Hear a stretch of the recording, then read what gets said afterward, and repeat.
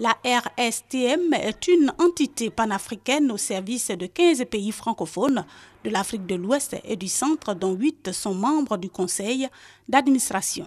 Elle est partie de la volonté du président Félix Houphouët-Boigny et de ses pairs, notamment le président Denis Sassou Nguesso, qui était là à l'époque, de ce que le personnel, les cadres et les gens de mer soient formés dans nos États. L'idée, c'était au départ que les pays africains, notamment les pays maritimes, prennent une part importante dans leur commerce maritime. La RSTM est composée de 3 établissements d'enseignement, dont 2 grandes écoles, l'école supérieure de navigation assurant la formation des officiers de la marine marchande, ainsi que celle des techniciens supérieurs en maintenance industrielle et en télécommunications.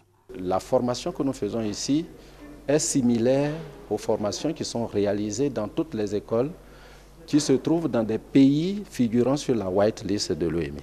Justement, cette whitelist est une liste où on a dressé le nom de l'ensemble des pays qui ont les infrastructures scolaires, la gouvernance académique pour pouvoir délivrer des formations conformes aux normes imposées par les organisations internationales.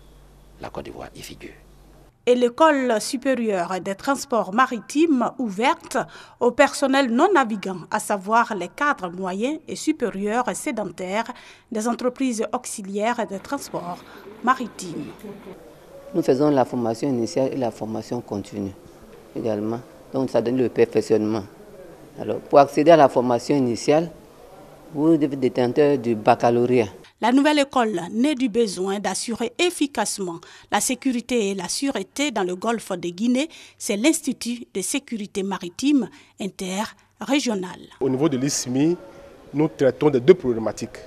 Mais pour le moment, compte tenu des priorités des urgences, l'accent est mis beaucoup plus sur les questions de sûreté maritime, c'est-à-dire la prévention des actes de malveillance à l'encontre des activités liées à la navigation maritime. D'un effectif de 45 à 50 élèves à sa création en 1987, la RSTM est passée aujourd'hui à 700 élèves vivant au sein de l'académie. L'académie est une institution paramilitaire et la discipline est de mise.